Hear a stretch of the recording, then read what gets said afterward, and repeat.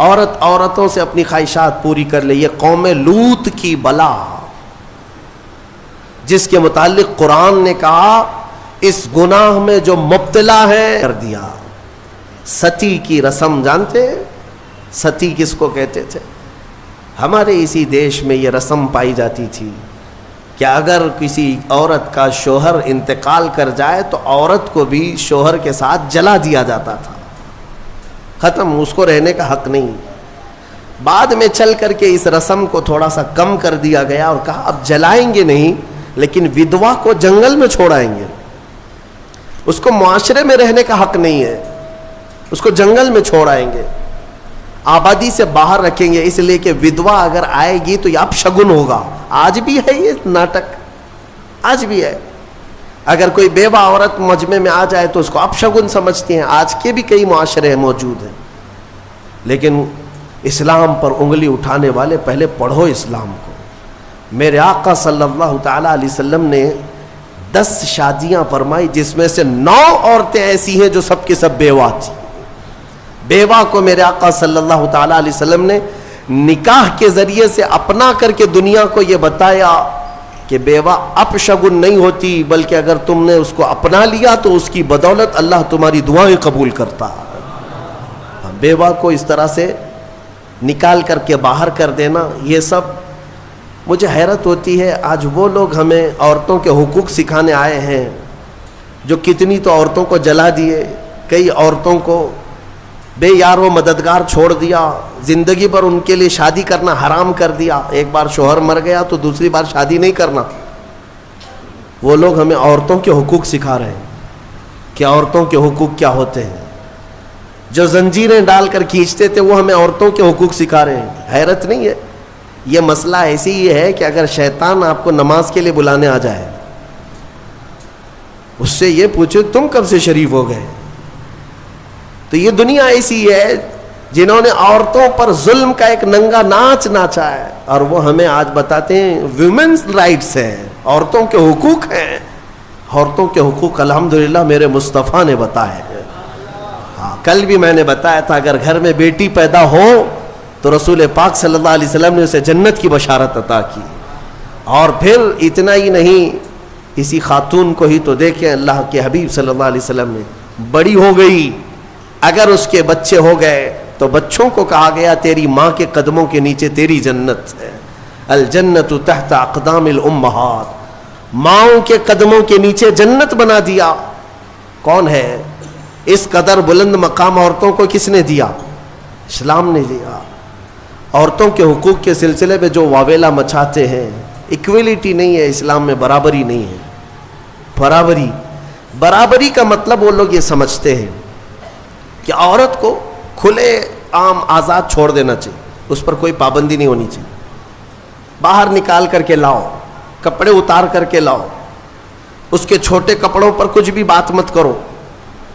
اس کو وہ ایکویلٹی کہتے ہیں، یہ برابری ہے. مرد جب باہر گھوم سکتا ہے تو عورت کیوں نہیں گھوم سکتی؟ ان کا مطلب یہ ہے کہ مرد اگر ایک سے زیادہ عورت سے شادی کر سکتا ہے تو عورت کیوں نہیں کر سکتی؟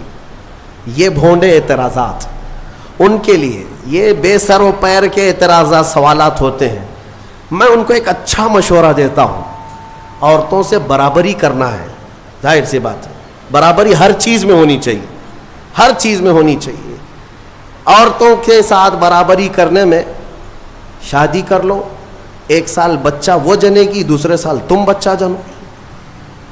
1 سال وہ حمل کی تکلیف اٹھائے گی، دوسرے سال تم حمل کی تکلیف اٹھاؤ.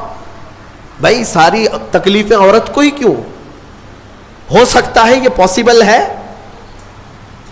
تو تمہیں پتہ ہونا چاہیے کہ ہر مخلوق کی اللہ نے کچھ خصوصیات رکھی ہیں.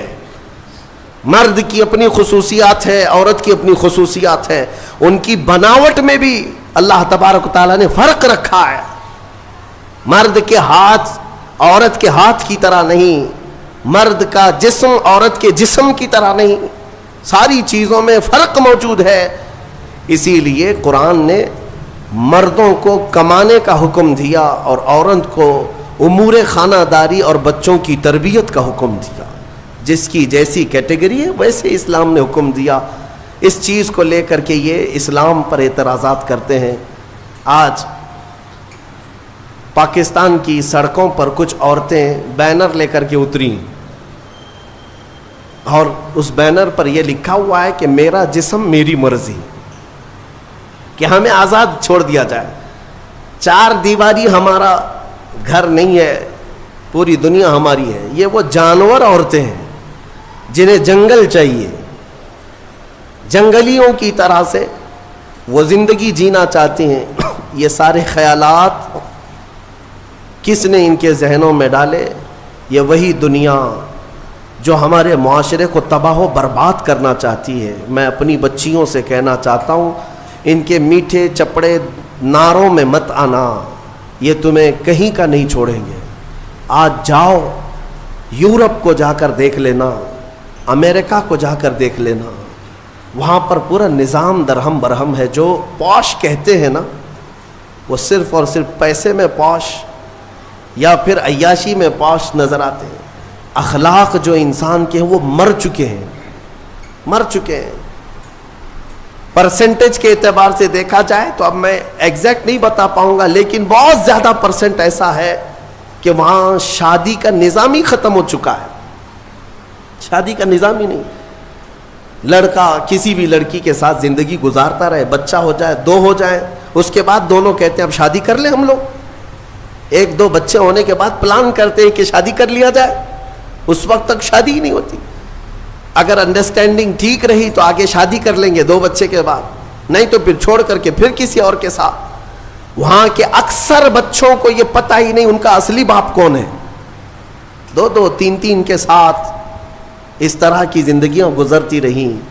میرا دین یہ نہیں ہے، میرے دین کی خصوصیت یہ ہے کہ اسلام نسب کی حفاظت کرتا ہے، نسب کی حفاظت کرتا ہے۔ آپ کو پتہ ہے اسلام کا یہ جو نظام ہے، ایک انگریز نے کہا، اس نے ریسرچ کر کے کہا، عورت کو اگر کسی نے طلاق دے دیا، توجہ چاہتا ہوں، اگر کسی نے طلاق دے دیا تو اس کی عدت کیا ہے؟ وہ عورت دوسرے مرد سے اگر نکاح کرنا چاہے تو کب کرے گی؟ ادھر فوراً زید نے طلاق دے دیا، دوسرے دن دوسرا شادی کر سکتا ہے؟ عدت ہے نا، آپ کو پتا ہے عدت کیا ہے؟ یہ عدت کیا ہے؟ 3 بار عورت کی ماہواری آ جائے، طلاق کے بعد 3 بار عورت کا حیض آ کر ختم ہو چکا ہو، 3 بار حیض آیا اور 3 بار وہ پاک ہوئی، تب اس کی عدت ختم ہو گئی، اب وہ چاہے تو کسی اور سے نکاح کر سکتی۔ یہ طریقہ ہے شریعت اسلامیہ میں۔ یہ کیوں رکھا گیا؟ ایک دانشور ہے، بڑا پڑھا لکھا آدمی ہے، لیکن اسلام سے اس کا تعلق تو نہیں، مسلمان نہیں ہے۔ اس نے کہا مجھے اس بات پر بہت حیرت ہوئی جب میں نے یہ دیکھا عدت کا کیا مسئلہ ہے، اس میں کیوں رکھا گیا؟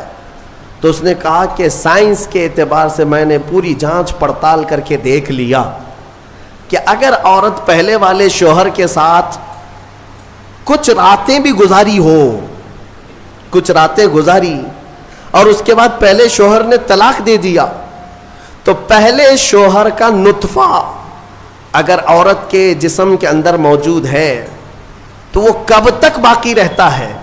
تو سائنس کہتی ہے 3 بار عورت کو اگر ماہواری آ گئی تو پہلے والا سارا نطفہ پاک ہو چکا ہوتا ہے، پہلے والے کا کچھ بھی ذرہ بھی باقی نہیں رہتا، اب وہ پوری مکمل کلین ہے، تب جا کر کے وہ دوسرے شوہر کے لیے تیار ہے، دوسرا نکاح کر سکتی ہے۔ میرے عزیزوں، یہ میں نہیں کہتا، غیروں نے جو پڑھا ہے وہ کہتے ہیں کہ اسلام نے یہ عدت کا جو نظام رکھا ہے وہ صرف اس لیے کہ آنے والا بچہ اس کے نسب میں کوئی اختلاط نہ ہونے پائے، نسب میں کوئی اختلاط نہ ہونے پائے، عورتوں کی بھی حفاظت اور بچوں کی بھی حفاظت۔ الحمدللہ مجھے فخر ہے اس بات پر کہ دین اسلام نے یہ پاکیزہ نظام رکھا ہے، پاکیزہ نظام۔ آپ کو پتا ہے آج دنیا یہ سارا نظام درہم برہم کرنا چاہتی ہے۔ ہاں، جو ماڈرن کلچر کے دلدادہ ہیں ان سے میں کہتا ہوں جاؤ ذرا یورپ کو دیکھو، انہوں نے شادیوں کا نظام ختم کر دیا، شادیوں کا نظام ختم کرنے میں کئی چیزیں ان کے ساتھ آئی۔ میں بتاتا ہوں آپ کو، ایک سسٹم ہے جو کام کر رہا ہے، شیطان کے پجاری ہیں وہ، ڈیول ورشپرز، شیطان کے پجاری، وہ صحیح طریقے سے جو نباہ ہوتا ہے اس کو ختم کرنے پر لگی ہوئی ایک ٹیم ہے، ایک پوری ٹیم کام کرتی ہے۔ وہ مردوں کو عورتوں سے دور رکھیں، عورتوں کو مردوں سے، یا اگر رکھیں تو ناجائز طریقے سے رکھیں۔ اس کے لیے کیا کیا طریقے اپنائے؟ میں 2 سال قبل شاید یا 3 سال قبل کی بات ہے، شب قدر میں نے اس کو عرض کیا تھا، پورا نظام جو یہ معاشرتی جو نظام ہے، ازدواجی جو نظام ہے، اس کو مار ڈالا ہے یورپ کی کئی کلچرز نے۔ کیا کیا جانتے؟ مردوں کو خود اپنے ہاتھوں سے تسکین حاصل کرنے کے طریقے سکھا دیے کہ عورت کی ضرورت ہی نہ پیش آئے، اپنے ہاتھوں سے شہوت کو پورا کر لو، خواہشات پوری کر لو۔ اس کے لیے انہوں نے کھلونے بنائے، آلے بنائے، ساری چیزیں بنائی تاکہ شادی کا نظام ہی نہ رہے۔ عورتوں کو بھی اسی طرح سے تباہ و برباد کر دیا کہ عورتیں بھی اس نظام میں نہ آئیں، وہ اپنی جسمانی خواہش پوری کرنے کے لیے پلاسٹک کا بھی سہارا لے لیں، کسی بھی دوسری چیزوں کا سہارا لے لیں۔ میں نے جب یہ پڑھا کہ باہر کئی جگہ پر مارکیٹ میں باضابطہ سلیکون کی پوری عورتیں ملتی ہیں، پورا کا پورا مرد ملتا ہے، سلیکون ایک ربر ٹائپ کا، اس کا پورا خوبصورت مرد بھی بنایا جاتا ہے، خوبصورت عورت بھی بنائی جاتی ہے، تاکہ جسے اپنی جسمانی خواہش پوری کرنا ہو تو ان کھلونوں کے ساتھ پورا کر لے اور اپنے آپ کو تباہ و برباد کر لے۔ ہوگا کیا اس سے؟ یہ نظام ختم کرنا ہے ان کو کہ ازدواجی نظام ہی نہ رہے، نہ بچے ہوں، نہ صالح معاشرہ ہو، نظام ختم کرے۔ بہت لوگ اس میں تباہ و برباد ہو چکے، یہ سلیکون کی گڑیا اور گڈے بنائے گئے، ان کی زندگیوں میں داخل کیے گئے، یہ ہٹ گیا تو پھر ان لوگوں نے کئی ملکوں میں LGBT کمیونٹی کو متعارف کرایا۔ یہ کیا ہے؟ LGBT کمیونٹی ایک معاشرہ ہے، یہ پوری دنیا میں کام کر رہے ہیں، 50 لاکھ سے زیادہ کے ممبر ان کے ہندوستان میں ہیں، ہر کنٹری میں ان کو سہولیات دی جا رہی ہیں۔ یہ کون لوگ ہیں؟ یہ وہ لوگ ہیں کہ مرد مرد سے اور عورت عورت سے اپنی خواہشات پوری کریں۔ ہومو سیکسولیٹی، گےازم، لیزبین، ٹرانسجینڈر، یہ ایک پوری کمیونٹی بنی ہے کہ شادی کا نظام ہی نہ رہے، مرد مردوں سے اپنی خواہشات پوری کر لے، عورت عورتوں سے اپنی خواہشات پوری کر لے۔ یہ قوم لوط کی بلا، جس کے متعلق قرآن نے کہا اس گناہ میں جو مبتلا ہیں وہ دردناک عذاب میں گرفتار ہوں گے۔ 3 جگہ ان کا ذکر آیا ہے۔ حضرت لوط علیہ السلام کی قوم اس گناہ میں مبتلا تھی، اللہ تعالیٰ نے فرمایا ان کی زمین کو اٹھا کر اللہ نے پلٹ دیا، لیکن اس سے پہلے کیا کیا؟ وَأَمْطَرْنَا عَلَيْهِمْ حِجَارَةً مِّن سِجِّيلٍ، نوکیلے پتھروں کی بارش کی گئی تھی ان پر، ان کے جیسی سروں پر وہ پتھر پڑتے تھے تو بھیجا نکل جاتا تھا، قوم لوط۔ اور اس کے بعد زمین کو اٹھا کر فَجَعَلْنَا عَالِيَهَا سَافِلَهَا، اللہ فرماتا ہے بلند کیا گیا اور پھر گرا دیا گیا۔ قوم لوط پر جو عذاب آیا اس کو قوم سدوم بھی کہتے ہیں۔ جارڈن میں کبھی آپ کو جانا ہو تو یہ وہی علاقہ ہے جہاں حضرت لوط علیہ السلام کا قیام تھا۔ میں نے خود سفر کیا، تقریباً 150 سے 200 کلومیٹر تک گاڑی چلتی رہے تو صرف اور صرف کالے کالے پتھر ہی ہیں، عجیب قسم کے پتھر ہیں، دیکھو تو ڈر لگے۔ آج بھی نہ کوئی آبادی ہے، نہ کوئی گھر ہے، نہ کوئی درخت ہے، کچھ نہیں، بہت دور تک صرف کالے کالے پتھر پڑے ہوئے ہیں۔ وہ کس زمانے کے پتھر اور کس پہ برسے ہوئے پتھر یہ تو میں یقین کے ساتھ نہیں کہتا، لیکن علاقہ وہی ہے جو قوم لوط پر عذاب آیا تھا۔ میرے عزیزوں، میرے کہنے کا خلاصہ یہ ہے کہ یہ دنیا اس اسلامی خصوصیات کو مار ڈالنا چاہتی ہے, ختم کرنا چاہتی ہے کہ سالے معاشرہ نہ رہے. ایک بات یاد رکھنا, بڑے بزرگوں نے لکھا ہے کہ جو حلال طریقے سے بچہ آتا ہے نا, وہ بزرگوں کا ادب بھی جانتا ہے, حلال و حرام کی تمیز بھی جانتا ہے, اس کی زبان بھی پاک ہوتی ہے اور اخلاق بھی اچھے ہوتے ہیں. اور جو حرام طریقے سے دنیا میں آیا ہے تو پھر اس کے اندر اس کے کیریکٹر بہت خراب بھی ہو جاتے ہیں. شیطانی چکر کا وہ ایک پورا کا پورا وہ نظر آتا ہے, پیکر نظر آتا ہے. بہرحال عورتوں کے متعلق مجھے بات یہ عرض کرنی تھی کہ اللہ تبارک و تعالیٰ نے ان کے پورے حقوق یہاں پر شریعت میں ہمیں عطا کیے ہیں. بعض لوگ ایک سوال یہ کرتے ہیں کہ جب وراثت بانٹتے ہیں تو مرد کو 2 حصے, عورت کو 1 حصہ کیوں؟ آپ نے سنا ہوگا نا کہ عورت کو آدھا, مرد کو 1. یا تو اس کا دوسرا معنی ایسے ہی ہے کہ اگر کسی باپ کا انتقال ہوا, اس کے گھر میں 2 بیٹے اور 2 بیٹیاں تھیں, 2 بیٹے 2 بیٹیاں تھیں, تو مال کیسے تقسیم ہوگا؟ 3 حصوں میں تقسیم ہوگا. ایک حصہ دونوں بیٹوں کو دیا جائے گا اور ایک حصہ جو بچا ہے وہ آدھا آدھا لڑکیوں میں دیا جائے گا, آدھا آدھا دونوں لڑکیوں کو دیا جائے گا. یعنی 4 اولاد تھی تو 3 حصوں میں بانٹا جائے گا, ایک حصہ لڑکے کو اور آدھا آدھا لڑکی کو. تو اس دنیا کو یہی بات شوشہ مل گیا, کہا کہ لڑکی کو آدھا کیوں, لڑکی کو آدھا کیوں, لڑکے کے برابر کیوں نہیں دیا جاتا؟ انہیں پتہ نہیں اسلام نے ان خواتین کو اور بھی کہاں کہاں حصے رکھے ہیں. یہ لڑکی کا باپ کی طرف سے ملنے والا آدھا حصہ ہے, یہ اپنے بھائی کے برابر نہیں, آدھا. لیکن جہاں یہ نکاح کر کے جاتی ہے اس کے شوہر سے بھی اس کو وراثت دی گئی ہے. عورت کو اس کے شوہر کے گھر سے بھی وراثت ہے, باپ کے گھر سے بھی وراثت ہے. یہ دنیا کہتی ہے کہ ہم نے عورتوں کے حقوق مارے ہیں. تم وراثت کے احکام پڑھے کہاں ہو, معلوم کہاں ہے؟ عورتوں کو مکمل پورے تحفظات کے ساتھ شریعت نے حقوق عطا کیے. بہرحال اللہ تبارک و تعالی ہمیں سمجھ عطا فرما ہے. یہ سورہ نساء کے متعلق جو باتیں تھیں وہ عرض کیا. ایک بات میں آپ کو بتا دوں, قرآن پاک نے فرمایا وَإِنْ خِفْتُمْ شِقَاقَ بَيْنِهِمَا. اکثر ایسا ہوتا ہے کہ شوہر بیوی میں جھگڑے ہوتے ہیں, اور ان جھگڑوں کا ذکر قرآن میں جب آیا ہے کہ اگر تمہیں خوف لگتا ہے کہ دونوں میں نہیں نبھ پائے گا, دونوں جم نہیں رہی ہے, شوہر کی اور بیوی کے ساتھ, بیوی کی شوہر کے ساتھ, کئی زندگیاں ایسی ہیں روز لڑائیاں, روز جھگڑے, یا پھر آگے نہیں چلنے جیسی صورت بنتی ہے, تو کیا کرے؟ اللہ فرماتا ہے فَبْعَثُوا حَكَمًا مِّنْ أَهْلِهِ وَحَكَمًا مِّنْ أَهْلِهَا.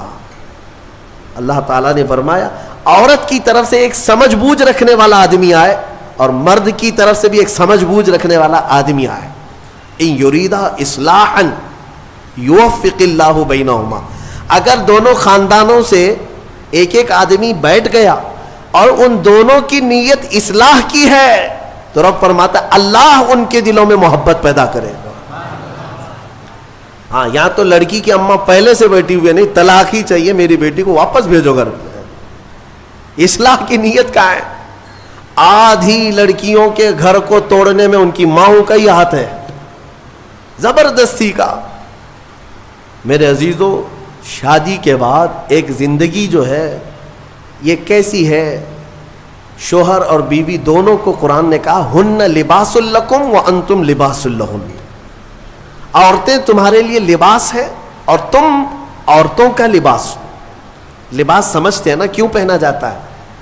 لباس بدن چھپانے کے لیے پہنتے ہیں, ٹھنڈی گرمی سے بچنے کے لیے پہنتے ہیں. تو تم عورتوں کا لباس ہو, اس کا مطلب یہ ہے کہ عورتوں کے عیبوں کو تم چھپاؤ گے اور تمہارے عیبوں کو عورتیں چھپائیں گے, ایک دوسرے کے عیب کو باہر نہیں نکالے. اور اسی طرح عورتوں کی تکلیف آئے تو تم سہارا بن کر کھڑے ہو جاؤ, اور مرد کی تکلیف آئے تو عورت سہارا بن کر کھڑی ہو جائے.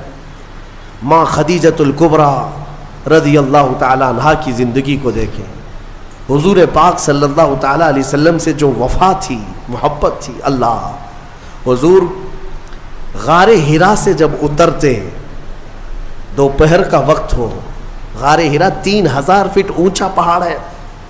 حضرت خدیجہ اپنے گھر سے باہر آنگن میں کھڑی ہوتی تھی. گزرنے والے کہتے خدیجہ حضور پاک صلی اللہ تعالی علیہ وسلم تیرے شوہر آ رہے ہیں, ابھی وقت لگے گا, جب تک تو چھاؤں میں بیٹھ جا. حضرت خدیجہ کہتی ہے میرا دل گوارا نہیں کرتا, میرے سرتاج دھوپ میں اتر رہے اور میں چھاؤں میں بیٹھی رہوں. جتنی دیر میرے رفیق حیات صلی اللہ علیہ وسلم دھوپ میں اتر رہے ہوں اتنی دیر میں بھی تو دھوپ میں کھڑی رہوں. حصے داری اس کو کہتے ہیں, پارٹنرشپ یہ ہوتی ہے, شریک حیات اس کو کہتے ہیں, لائف پارٹنر یہ ہے. حضرت خدیجہ کا جب انتقال ہوا میرے آقا کو اتنا غم ہوا, اتنا غم, پورے سال کا نام رسول پاک نے عام الحزن رکھا. یہ غم کا سال ہے جس سال ام المومنین کا انتقال ہوا. اور وہ عجیب لمحہ تھا جب سیدہ کائنات فاطمۃ الزہرا سلام اللہ علیہا حضور کی بارگاہ میں تھیں. چھوٹی عمر تھی جب حضرت خدیجہ کا انتقال ہوا, حضرت فاطمہ بہت چھوٹی تھی. حضور پاک صلی اللہ علیہ وسلم نے بلایا, حضرت فاطمہ سے محبت کیا اور کہا فاطمہ تیری ماں کے انتقال سے پہلے تیری ماں نے کچھ کہا تھا, کوئی خاص بات جو مجھے نہ کہی؟ حضرت فاطمہ کہتی ہاں ابا جان, اماں نے انتقال سے ایک دن پہلے مجھ سے کہا تھا فاطمہ اگر میں مر جاؤں, اگر میرا انتقال ہو جائے تو میرے کفن کے ساتھ تو اپنے بابا جان کا جبہ بھی رکھ دینا, اپنے بابا جان کا جبہ میرے کفن کے ساتھ رکھ دینا, میری قبر میں رکھ دینا. حضرت فاطمہ روتے ہوئے کہتی ہیں یا رسول اللہ اماں کی ایک خواہش تھی. حضور اکرم صلی اللہ تعالی علیہ وسلم کی آنکھوں میں آنسو آ گئے اور میرے آقا نے فرمایا فاطمہ قسم رب ذوالجلال کی تیری ماں نے میرا جبہ ہی پوچھا, قسم رب ذوالجلال کی اگر خدیجہ یہ کہتی تو میں اپنے جسم کی چمڑی بھی اتار کر دیتا, اگر وہ جلد مانگتی تو میں اپنے جسم کی چمڑی بھی اتار کر کے اس کو دیتا. یہ ہے ازدواجی زندگی کی محبت. شوہر بیوی ایک دوسرے کو تان و تشنی کرتے رہے, عورت شوہر کے غائبانہ میں خیانت کرتی رہے, تو یہ کون سے لائف پارٹنر ہیں, کون سے شریک حیات ہے؟ اعتماد کے رشتے کا نام ایک نکاح ہے, اعتماد ہو. شوہر اپنی بیوی پر شک کرتے ہوئے کب تک جی سکتا ہے؟ عورت اپنے مرد پر شک کرتے ہوئے کب تک جی سکتی ہے؟ شک کی دیوار ایسی خطرناک ہے جس کا علاج بھی نہیں بلکہ یہ زندگیاں توڑ دیتی ہیں. قرآن کہتا ہے اگر دونوں میں اصلاح کا ارادہ ہے تو اللہ دونوں میں محبت پیدا کرے. یہ میرے آزمائی ہوئی بات ہے. اسی جگہ پر میں آپ کو بتاؤں, اسی جگہ پر لیٹر لے کر کے 2 لوگ ہمارے پاس آئے تھے جس پر پورا مضمون تھا کھلا نامہ, کھلا چاہیے, شادی ہو کر 1 سال ہو گیا, کھلا نامہ, اور سب تیار ہے ہمارے سامنے, بس ہمیں گواہ بنا کر سائن لینا ہے. ہم نے جانچ پڑتال کی کہ 1 سال کے اندر ایسا کیا دیکھ لیا کہ کھلا کے لیے آ گئے ایک دوسرے کو. بس کچھ بھی نہیں ہے. عورت جب بھی کچن میں جاتی ہے تو اسے کچھ تکلیف ہوتی ہے, اور ہماری اماں کہتی ہے کہ اس پہ اثرات ہیں, جنات ہیں, اس پہ آسیب ہے, گھر میں کہاں اس کو رکھیں گے. تو میں نے یہی کی بات ہے, مجھے یاد ہے, اس نوجوان سے کہا کہ تمہاری اماں سے پوچھو اگر میں اس کے جنات نکال دوں تو کیا رکھو گے, یہ کھلا ختم کرو گے؟ کہا ٹھیک ہے, کہا میں 40 دن کا ٹائم لیتا ہوں, مجھے وقت دیا جائے, میں نکالتا ہوں. تو پھر مسئلہ صرف اتنا تھا وہ جنات کیوں آتے تھے, آسیب کیوں آتے تھے. ہم نے علاج بھی کیا, جو دعا کا علاج ہے وہ اپنی جگہ پر, لیکن جب کسی سے محبت کے ساتھ حقیقی مسئلہ پوچھ لیا جائے تو بتا دیتے ہیں. لڑکی کو کام کرنے آتا نہیں تھا, نئی شادی ہوئی تھی, سیکھا کچھ بھی نہیں تھا, کچن میں جاتی تھی تو ہاں ہو کرتی تھی کہ کسی طرح سے میں روٹی بنانے سے بچ جاؤں, کچھ تو ہو جائے.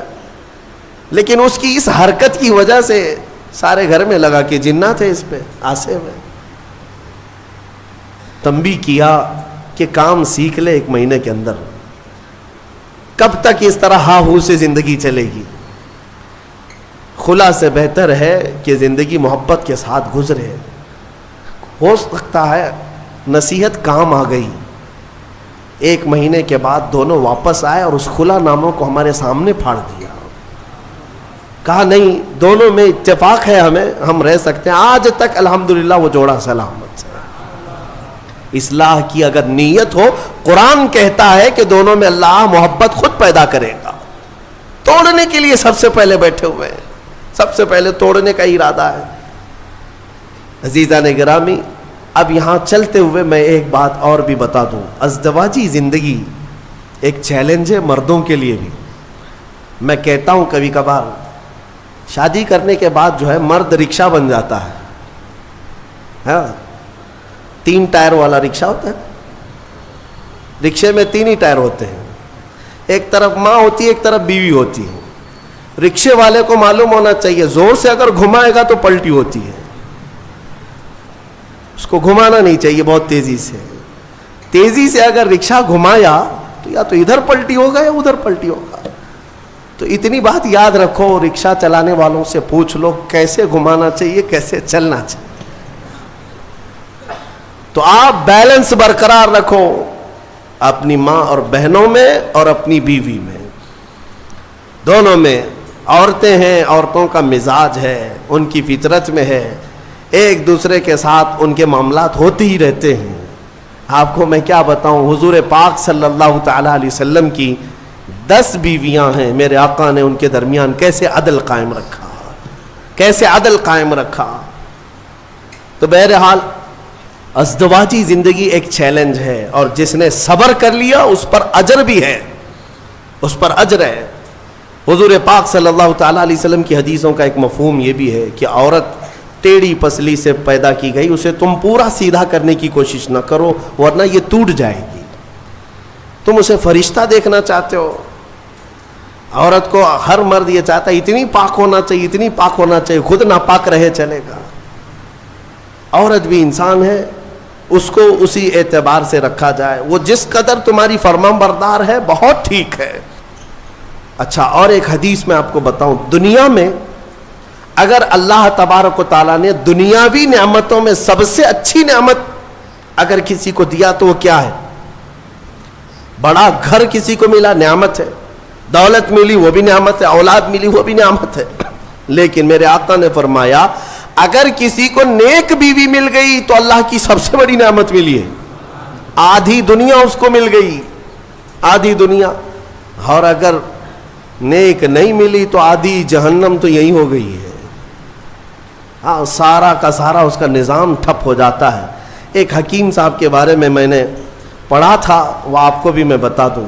اکثر گھروں میں جو جھگڑوں کی ابتدا ہوتی ہے یہ زبان کی, عورتوں کی زبان کینچی کی طرح چلتی رہتی ہے.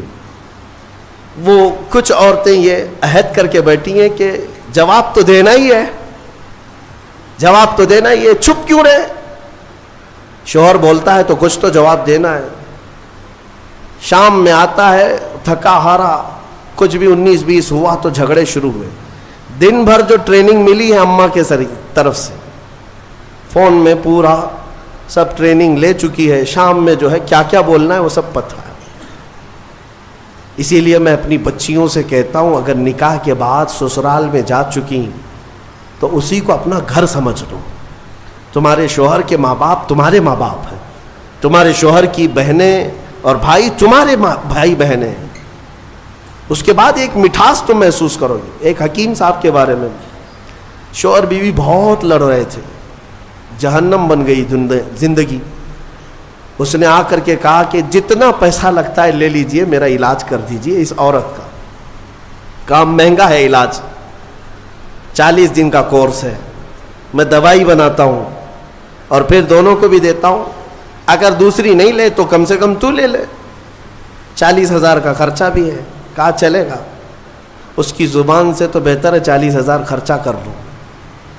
روز جو चपड़ चपड़ चपड़ जो चलती है, पूरा दिमाग इधर का उधर हो जाता है। उन्होंने कहा ठीक है, मैं दवा बनाता हूँ और उसके बाद उसका तरीका इस्तेमाल का भी बताता हूँ। दूसरे दिन वो पैसे भी भर दिया एडवांस, उन्होंने दवा भी बना कर रखी, गोलियाँ थी जड़ी बूटियों की। कहा कि 2 गोलियाँ रोज़ाना रात को लेना है, शोहर बीवी के ताल्लुकात सही करने के लिए, झगड़े सही करने के लिए। वो नहीं कह रहा हूँ कि मैं माजून लेना है, ये अलग है, झगड़ा ना होने के लिए भी दवा दे रहे थे हकीम साहब। तो उसका तरीका ये था कि मुंह में गोली रखकर 1 घंटा तक चूसना है और खामोश रहना है, जैसे घर में जाए। तो इनको तरीका दे दिया, 2 गोलियां ये जैसी रात को घर जाते हैं मुंह में रखे बैठे रहते हैं। खातून आग बगोला रहती, इतना लेट, सबकी फिक्र है, हमारी ही नहीं है। दोस्तों के साथ, फलां के साथ इतना टाइम किए, कहाँ गए? कुछ भी जवाब नहीं, गोली मुंह में है। जवाब देता तो जवाब का जवाब आता, फिर जवाब का जवाब इधर से होता। अब मजबूर था बेचारा, गोली थी, उसको जितना चिल्लाना था चिल्लाई।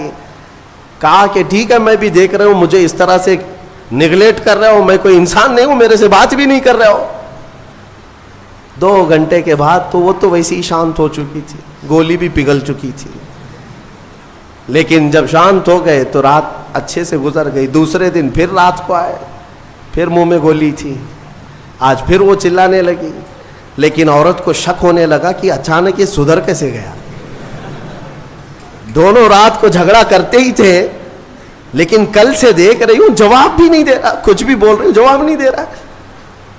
तो खामोश रही, थोड़ा ही आज चिल्लाई, उसके बाद उसको डर लगने लगा कि कहीं तबीयत खराब हो गई हो। तीसरे दिन फिर गोली रख कर के आए। औरत ने आज चिल्लाया तो उसे सीरियस लगने लगा कि आज भी जवाब नहीं दे रहा, इसका मतलब तबीयत खराब है। करीब आई और कहा, अरे मेरे सरताज बताओ तो सही, क्या तकलीफ है आपको? 2 दिन से बिल्कुल मुंह चुप करके बैठे हो घर में, रौनक खत्म हो गई घर की, कुछ तो बोलो। कहा ना, गोली है मुंह में। काफी देर तक, 1 घंटा 2 घंटा, तो तीसरे दिन जो है जब बात ही नहीं किया, खामोश, तो औरत की तबीयत बेकरार हो गई सीधे। देखिए मैं आपको बताता हूँ, ये झगड़े होते हैं लेकिन मोहब्बत अंदर रहती है। मुसल्ला बिछा करके अल्लाह की बारगाह में दुआ करने लगी कि मौला मेरे शोहर को सही कर दे, अगर उसकी तबीयत खराब है तो तू शिफा दे दे। वो दुआ करती रही। मियाँ को हुआ कुछ नहीं था, गोली थी, और सो गए। चौथे दिन वो पैर पकड़ कर बैठी, बताओ तो सही, पैर दबाऊं कि सर दबाऊं, क्या खिदमत करूं, क्या खाना पसंद करोगे, मीठा लोगे, फला क्या बनाऊं तुम्हारे लिए?